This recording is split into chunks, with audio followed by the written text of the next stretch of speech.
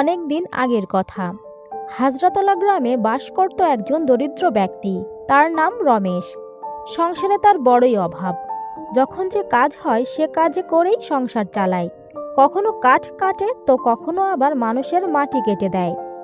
এভাবে যে 2 পয়সা আয় করে তা দিয়েই কোনোভাবে সংসারটা চালিয়ে দেয়। সন্ধ্যা নেমে এসেছে প্রায়। রমেশ ঘরে ফিরছে। ঘরে আসার সাথে সাথে গিন্নি বলল, সেই বিহানে চইলা যাও আর ফেরো রাইতের বেলা, তারপরও সংসারের কোনো উন্নতি ঘটাইতে পারলা না।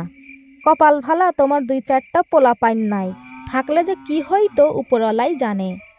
নুন আনতে পান্তা ফুরায়, এই নাকি আবার সংসার। একথা শুনে রমেশ কোনো উত্তর দিল না, না খেয়েই শুয়ে পড়ল। গিন্নি এতবার খাওয়ার কথা বলল, তারপরও রমেশ আর খেলো না। ঘুমের মধ্যে হঠাৎ রমেশ স্বপ্ন দেখল, কে যেন একজন তাকে বলছে, রমেশ, তোর সংসারে তো অনেক অভাব, তোর অভাব আমি দূর করে দেব। তালতলার মাঠে গিয়ে ঠিক সন্ধ্যাবেলায় তাল গাছের নিচে দাঁড়াবি। এরপর চোখ বন্ধ করে 10 বার বলবি, গাঙের ওপার আমার বাড়ি, সোনার হাড়ি সোনার হাড়ি। এরপর দেখতে পাবি 2টা সোনার হাড়ি তাল গাছের নিচে। তুই একটা হাড়ি নিবি এবং অন্যটি রেখে আসবি। এই হাড়ির সব সোনা তুই নিবি, বিনিময়ে আমাকে একটা কচি ডাব দিবি। এই স্বপ্ন দেখার পর রমেশ ঘুম ভেঙে গেল। বউকে সব কথা খুলে বলল।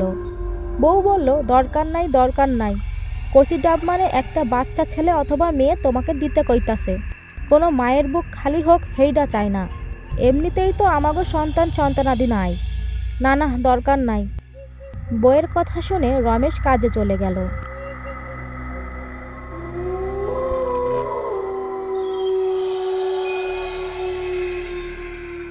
আবারও রাতের বেলা রমেশ ঘুমিয়ে পড়ল।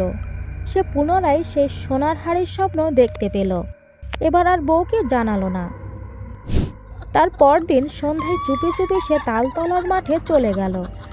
সেখানে গিয়ে চোখ বন্ধ করে 10 বার বলল, গাঙের ওপার আমার বাড়ি, সোনার হাড়ি সোনার হাড়ি।